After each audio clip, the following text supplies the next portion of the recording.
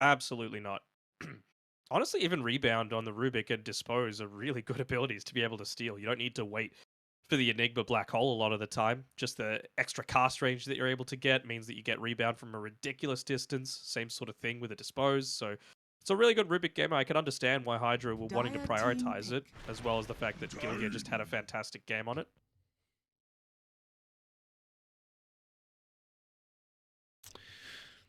So at least the Hoodwink does some damage, right?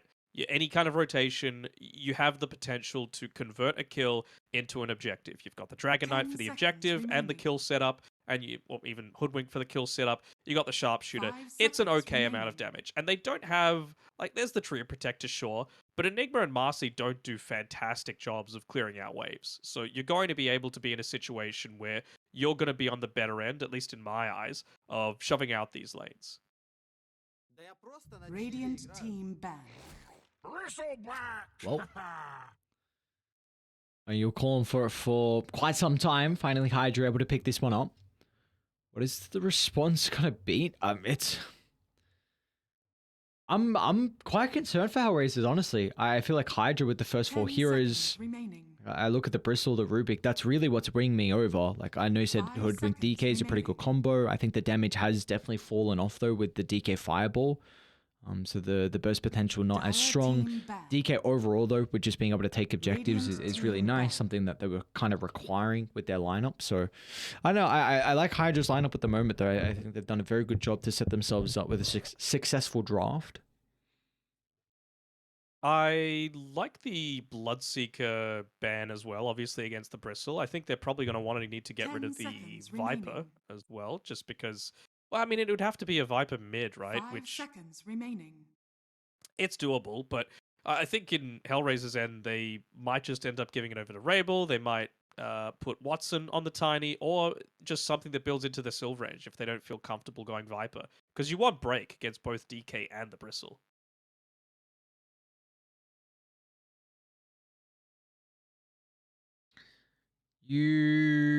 No, you cannot void. Dire team ban. No, Jug or Lifestealer is what I would be looking into. I'd like a Lifestealer. I think you're. I think it's a very good Lifestealer game. They've got nothing to go through, Yep. of course, similar to the Juggernaut, but I feel like this hero is going to mold down and kind of 10 tanky. Heroes a lot remaining. easier.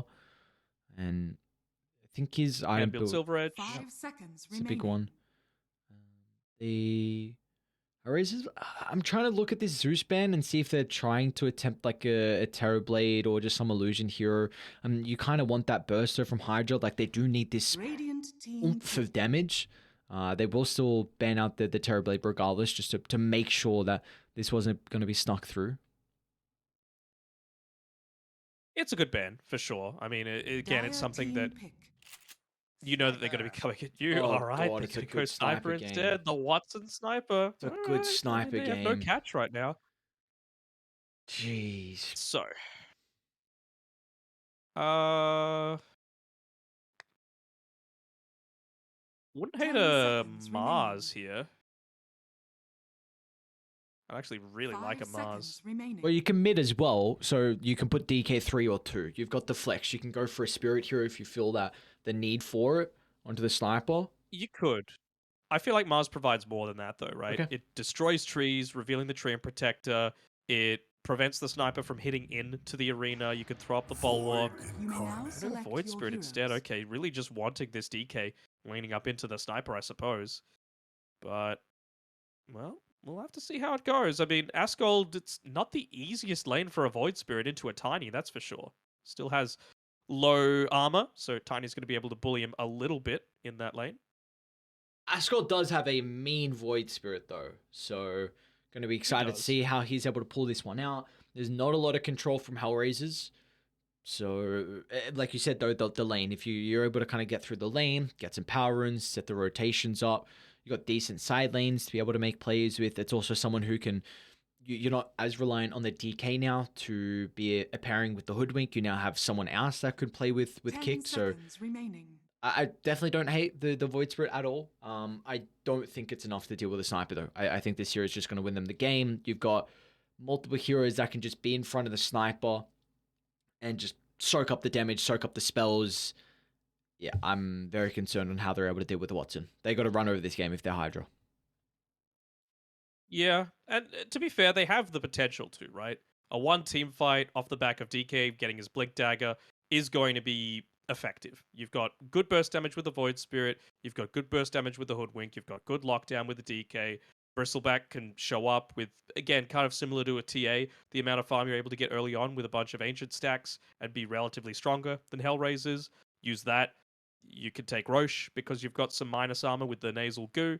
I really don't hate it. And again, just going back to the laning phase, Bristle, one of the best heroes against the Enigma because the Quill Spray is physical damage and it really punishes the fact that Enigma will just be feeding you gold even though you're going to be denying away range creeps. It ends up working out pretty equivalent and even Bristle favored in that regard. I think one of my concerns for HellRaisers, though, is just their capability to be able to defend towers. Like a Treant Protector lineup, often you really thrive on being able to keep these tier 1 standing because of the living armor. But I have some concerns on how HellRaisers, they might not actually have a lineup that they can bring multiple heroes to defender.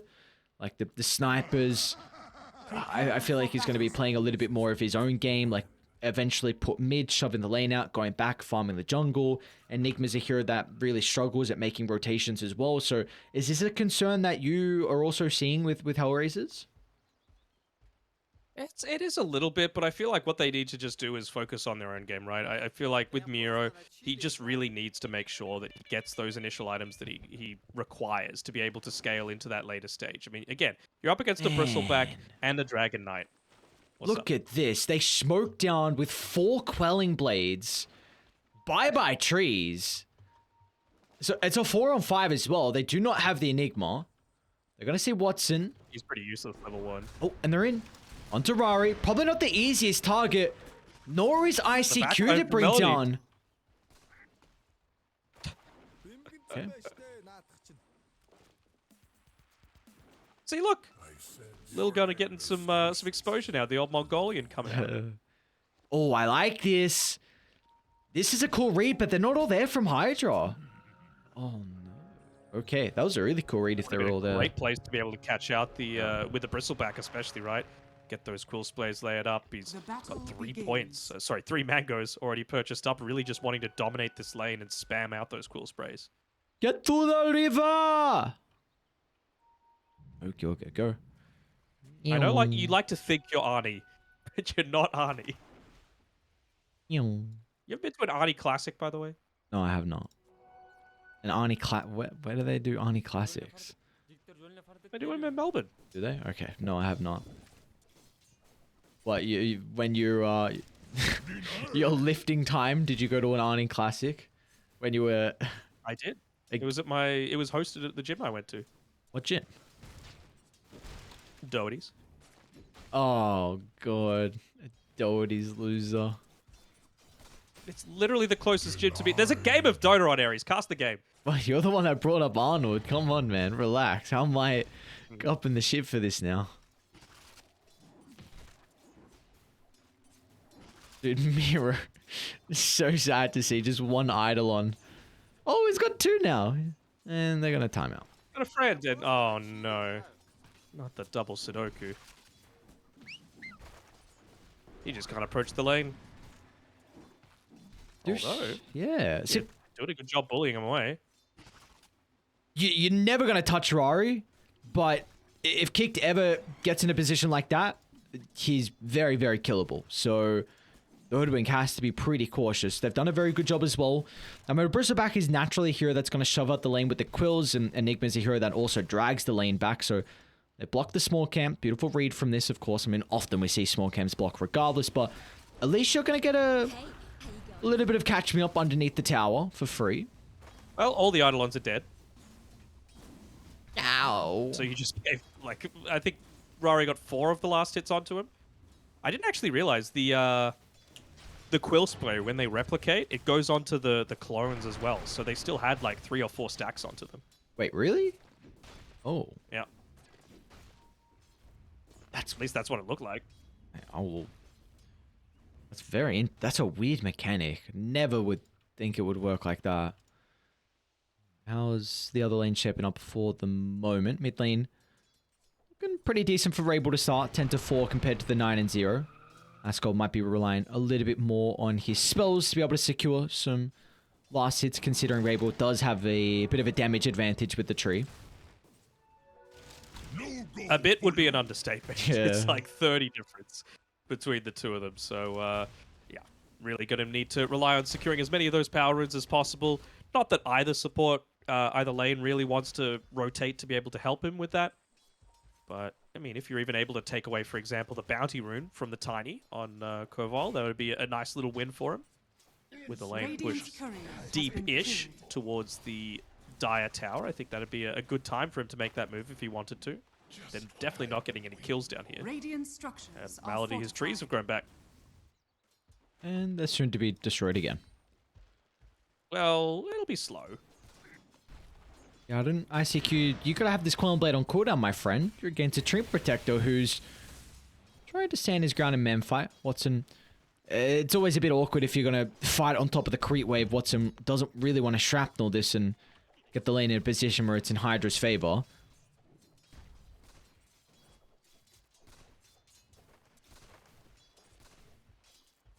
Still, though, at least 2 lanes going in HellRaisers' favor for now. Overall, the net worth still saying it's slightly Hydra favored. I think that's just because of a lot of the regen that's being purchased up by the supports to make sure that they can withstand a lot of this early threat, particularly in this top side of the map from Gilgear. That should help. Are they gonna jump? Yeah, maybe. Instant I don't know reaction about with that. the bushwhack. Okay. Yogi feeling like they had... Way too greedy. Yeah. Just... If you had 6 Eidolons, by all means, make that play. But you're not doing it with a Enigma right-clicking and a position 4 Mastery with basically no items. Bottom lane. Melody. Under the tier 1 tower, Watson's able to drop the shrapnel. Does have the level 2 to play with here. So it is, the damage has been ramped up a little bit. Just battle of the harassment. Trying to win out in the nutrition.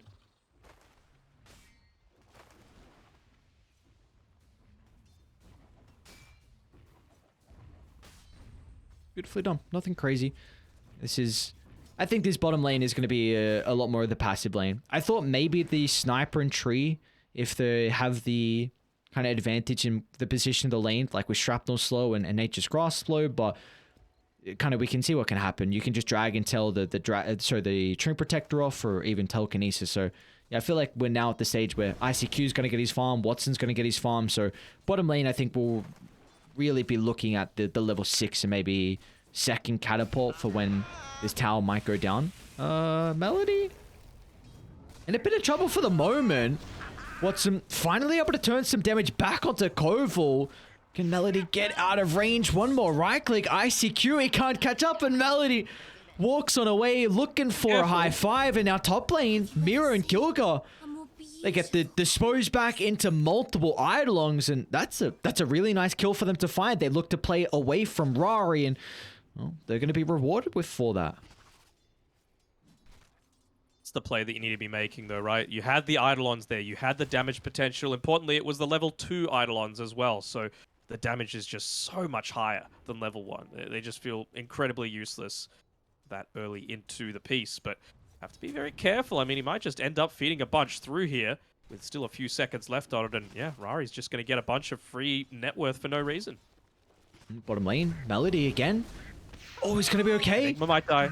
Enigma, alright, he's going to end up going down up top. They do have the rotation, though, from Rabel. Steps in with a combination. That is enough to at least rectify the death onto Miro. It is a position 5. Sorry, it is a position 3, though.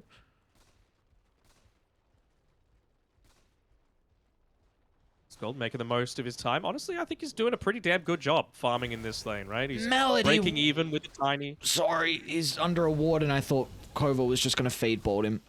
Like, he popped Soul Ring, was like 50 health. Oh, the tomato nearly killed him as well. ICQ? They've grasp? They do. Look at the procs! Gets the active and... Oh, dude, I hate this hero with this new take aim active. Oh my god, it's so frustrating.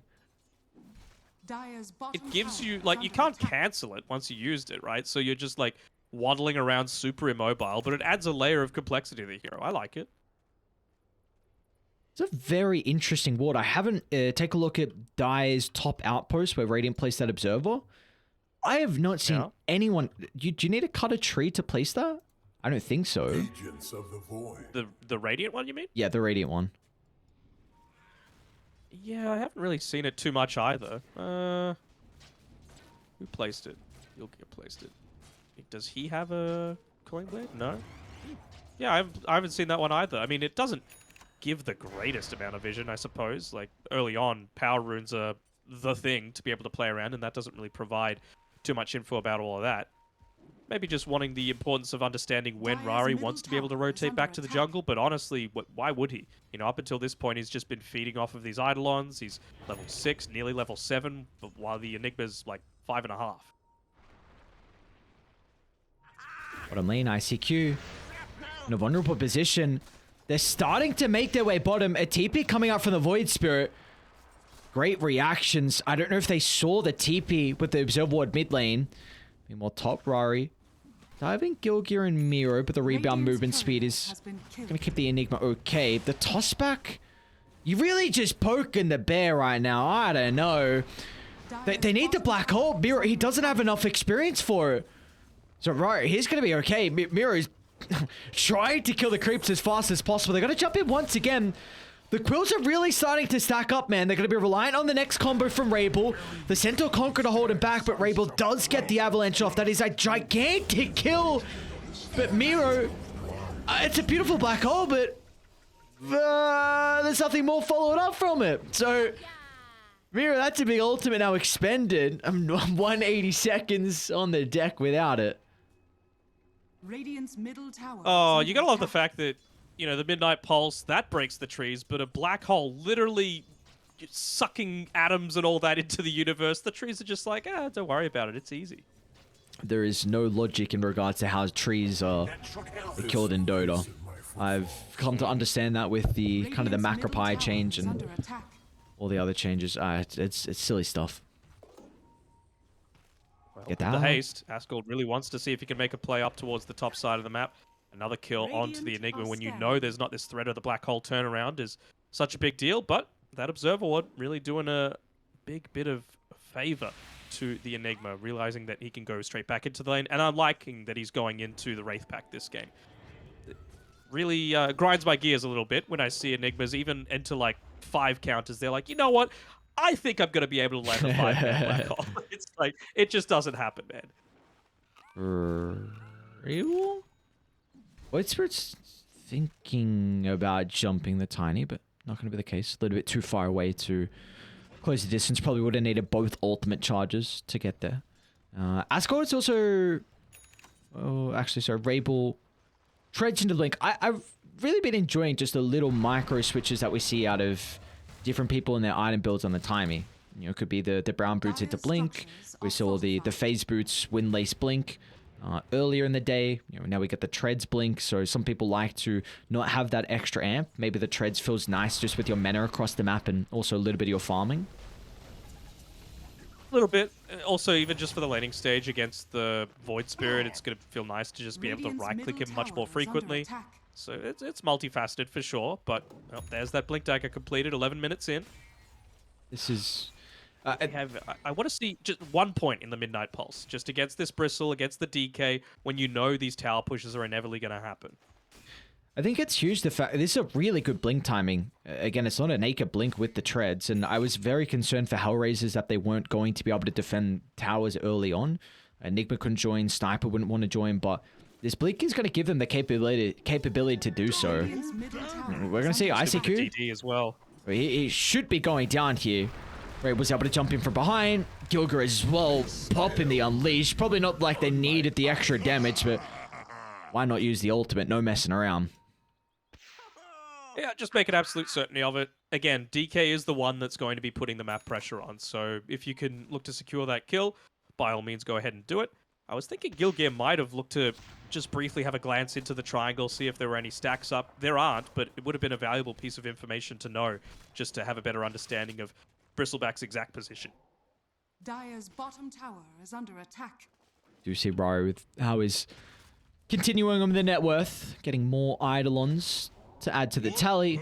Vanguard into the Scepter. I mean, it's pretty common now. We don't really see any diversion in the Bristleback build. No, it's pretty standard. I mean, sometimes you see like the Sanjin Yasha before a little bit of a build up, sometimes after, but yeah, it just seems very, very standard these days. And then it's just a game of button mashing, QW, QW, see which ones you can press faster. Woo! Love some bottom mashing. Oh, Melodies? Did you play a game called Bishibashi before? No, I don't. Would you really expect me to have? It's at like a few Melbourne arcades. It could have happened. It's basically just a purely button mashing game, multiplayer. Very fun. Next time we go out, we should play.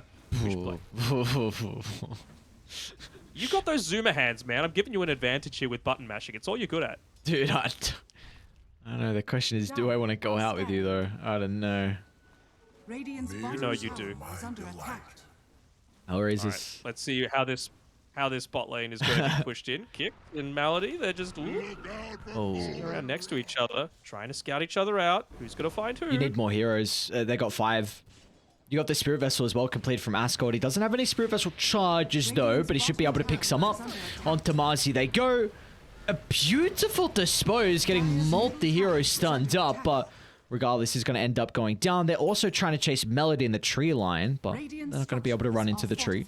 And Dector, maybe kicked. Kicked is finding him. I was thinking maybe that Ascot might look to go for him, considering he's got the Astral Step and the Resonant Pulse available. But Marcy nearly got away as well. It was just a tiny little bit of miscommunication there, and yeah, that's the reason why Rabel's just tipping him, saying, "Don't worry about it, man. We're going to look to hopefully get some map control elsewhere." Although mid lane, it should be all right. Rabel doesn't have the greatest ability to be able to pump in damage with the stolen living armor, so they're going to jump for kicked instead. Kill goes in. Toss him to the north, but Rabel instantly able to follow up in regards to the blink. Got to be cautious though. They start the dispose. Miro, he's got the black hole, trying to enter the fight, but is not going to have the capability to do so. Just waltzing into the middle.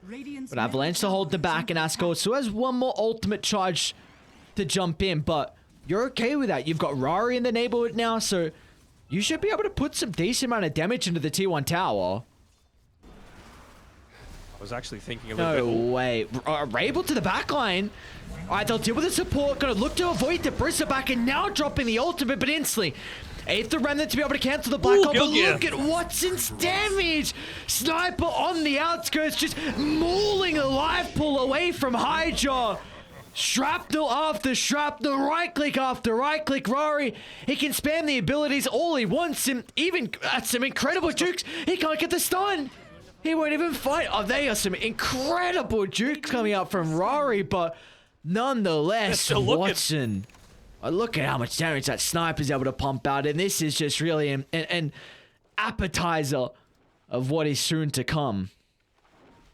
Classic core player, just highlighting core players. That was all Gilgir, man. He hit a triple dispose stun there, setting up all of that shrapnel damage. It was his fight by far. Haven't even put a single point into the sidekick yet.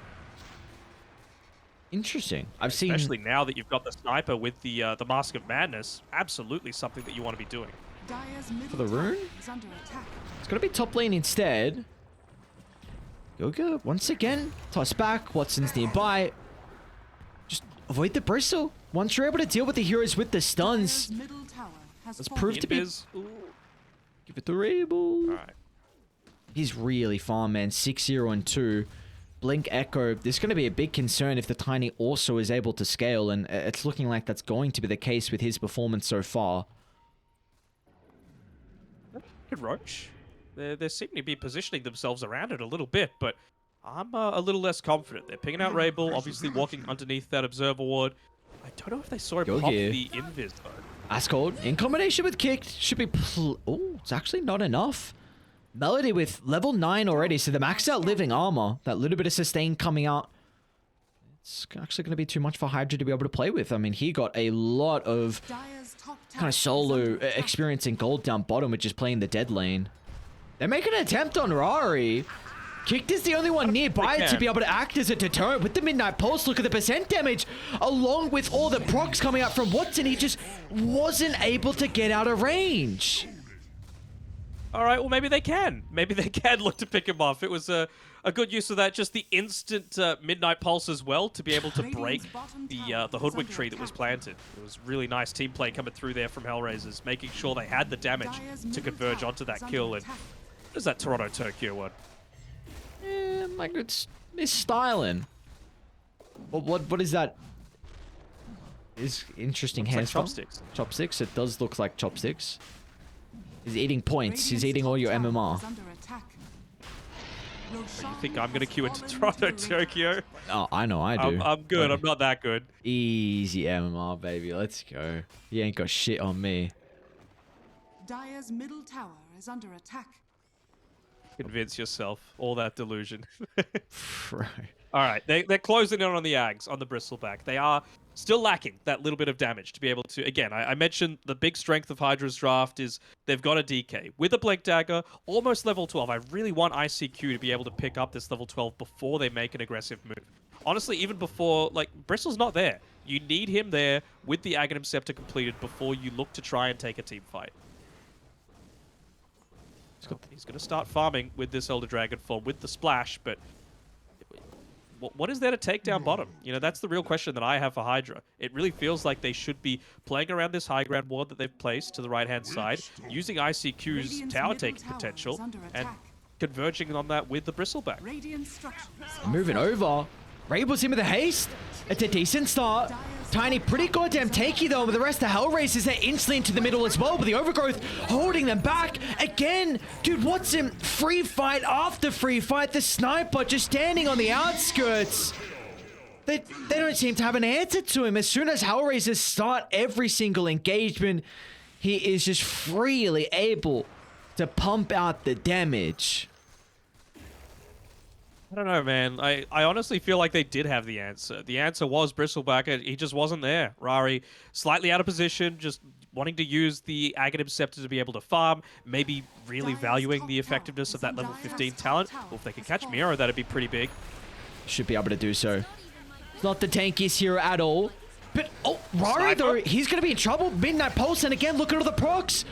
Just gets out of range. They'll try and get the Assassinate off, and they get the kill. Oh no, Miro gives him a tip as well. He's like, yeah, is that worth it, my guy? Doesn't seem like it. Oh, and with that kill as well, it was a valuable one. 25 gold away from the Silver Edge as well as Watson. So you thought that Bristleback was dying pretty fast previously. Well, it's just going to get a whole lot worse. Have we seen a single DK rotation paired together with like a Hoodwink or even the Rubik, to be honest? They have Sharpshooter, no, still on cooldown, so trying to look for the D ward. Alright, Koval, he's like, yeah, I know my fate, let's just stand still. Hate to see it. So, alright, there you go. They're actually looking for the courier to try and protect that ward on the high again was Hydra, but not able to do so. So you mentioned something before that happened? What will...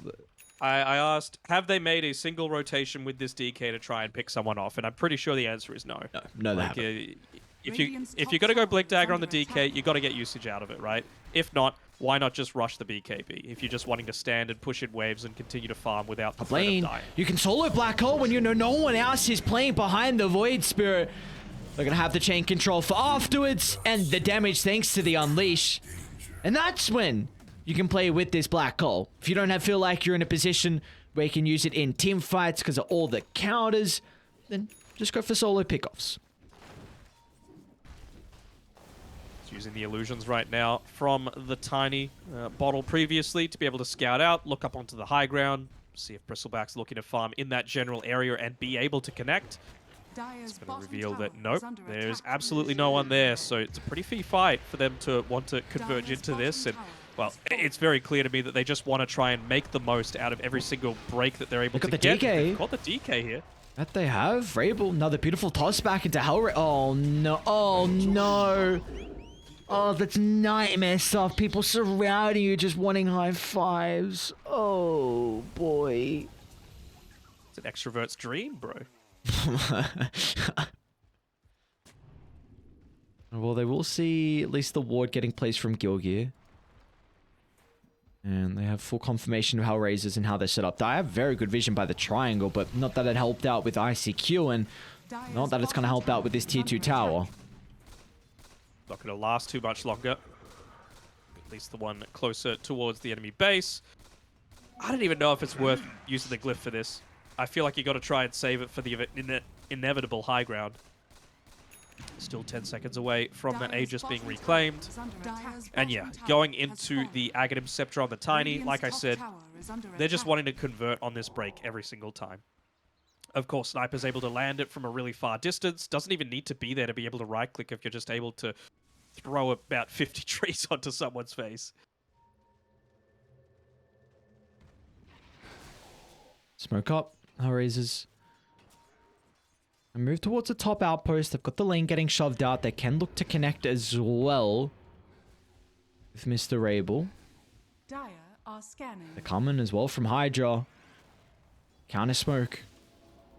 Gilga, he's going to be underneath the observer ward. Great positioning, though. He's got the Aether Lens as well, so... Oval. They found out Koval. Wraithpack dropped. That's a free kill, and there's just nothing they can do. The damage, with how they're able to prevent it, thanks to the living armor, thanks to the Wraith Pact, going to be big issues right now. Hydra, they're going to back up towards their triangle. Rabel, he's moving in. He doesn't care about the formation that's been set up from Hydra. Well, the formation has been broken now. Down to the south, down to the east. Hydra, just every man to themselves, looking to get out. Kick to the right. He should make it in the tree line. Are they going to jump him? No, off the mark. They do get inside the base. Oh, Jesus, Rabel. What was the damage? Yeah, all you need is the break, and then Rabel just goes to work. Single right click with the take aim from the sniper. That's all you need.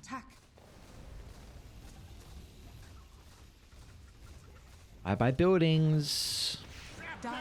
They are cutting, I suppose. They glyph before the mid wave is going to connect, so I don't think Radiant going to be worried about backdoor.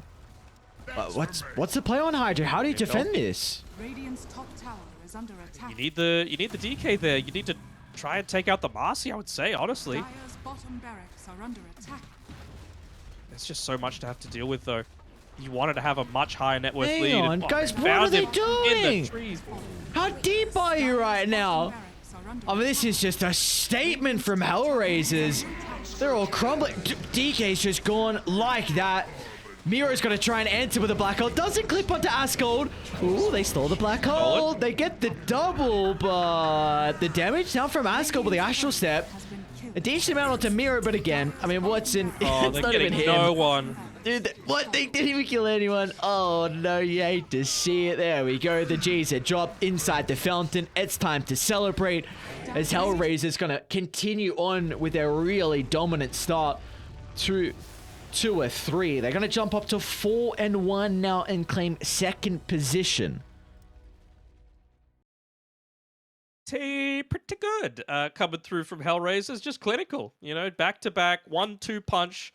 And really punishing a couple of aspects. You know, the laning stage didn't go anywhere near as well as they would have been hoping for, particularly in that Bristleback lane. You pick the Bristleback, you want to dominate the Enigma, but Miro somehow was still able to get a good amount of farm, and particularly that bot lane. I mean, Melody was just playing with his food, constantly being able to zone out very effectively, play around the trees. They committed 4 heroes buying a Quelling Blade, including the Rubik, to make sure that he didn't have a good start and still wasn't good enough.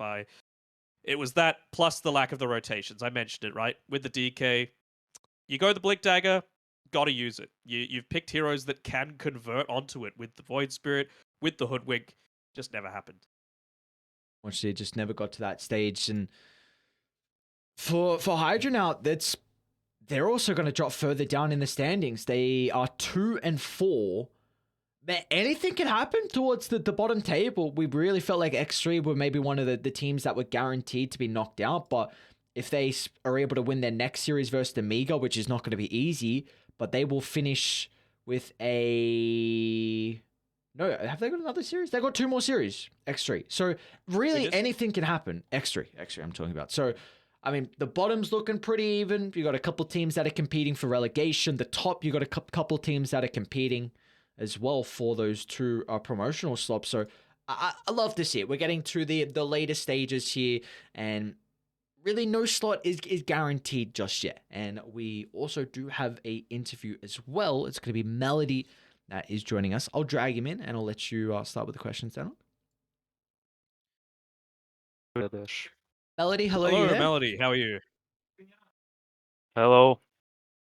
You can hear us? Yeah. All right, sounds good. Well, congratulations on the win. I'm sure you would be very happy with how quickly you were able to secure those 2. I want to talk about game 1 first. Was the Alchemist pick in particular, was that specifically in response to the lack of early damage coming through from Hydra, and you felt like you could get away with this dual core and just being able to farm all over the map? We felt like Jagger wasn't greedy core and we could pick Alchemist for middle because their supports are too passive, and that's why we could play as 2 carry heroes and just farm and get richer and richer. Yeah, and we've also seen a few other teams say that they believe the answer to the puck is the tiny. Are you in the similar sort of agreement with that? Yeah, we are, but Puck has a lot of different counters. Even Alchemist, Puck has low armor and he cannot. He feels very bad to stay against him, and he can't do anything about his farm. So Mm. Alchemist was a good pick. Yeah, I believe it counters Puck very very well. Yeah, absolutely. In game 2 as well, were you expecting the game to go that smoothly? Because it really felt like Hydra had the potential with the Bristleback kind of countering the Enigma in the laning stage to really get a solid lead going. But it really felt like both other lanes went super well for you guys. That never really happened. Was that something that you were expecting, or Yeah, did we it were take you by surprise?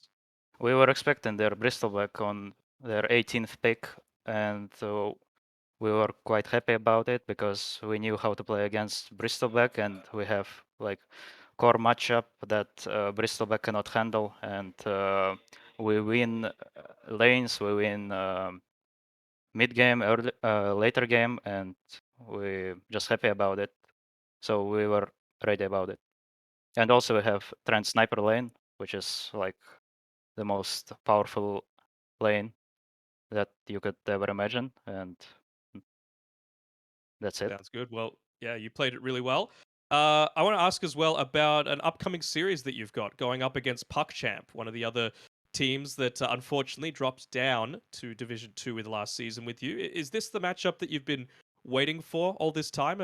Do you view them as your biggest competitors? Yeah, probably they are. And also Nemiga, that we have already played against them. I believe they are like 2 strongest opponents for us, and we will get ready for PuckChamp next. Sounds good. Aries, any questions? I've just got one question for you, Melody. I'm intrigued on, do you feel like the Marcy is undervalued or overvalued so far through the DPC? Over what? I didn't Do understand. you feel like the Marcy, people are putting as much importance as you? Do you think this hero is strong, the Marcy? It is super strong. It is very strong on uh, every stage of the game, even on laning stage, on ganking. This hero is super good, and um, every team should, I don't know, should do something about Marseille, pick it or ban it on first stage. It is super good hero. I have one more question as well. I'm just intrigued about the addition with Miro. How has it been like with him joining the roster? Have you guys done any like team building stuff that you enjoy as a 5-man to kind of work on the chemistry? Yeah, we are doing it. We are right now sitting on a boot camp and in Belgrade in Serbia, and we sometimes go out like swimming pool, I don't know, for some restaurants, chilling, doing some stuff together. That's it. Lovely. What's your favorite food in Serbia? I was speaking with Lizard the other day, and he mentioned that the cevapi in Serbia is pretty good. Have you had too much of that? Uh, It's I like a wanna type say, of meat. I honestly don't recognize food. We get something to eat, and I even don't know what is it. I just like food, and I don't know, Sounds guys.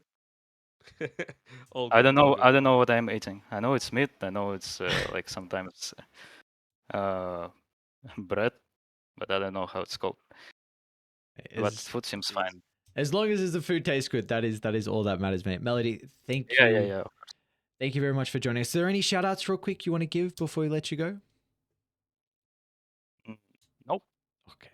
Okay, well, perfect. Melody, thank you very much for joining us and congratulations on your series victory. Thank you, guys. Too. Goodbye. Thank you, Melody. All right, there we go. Danog, we've got our last series done and dusted for the night.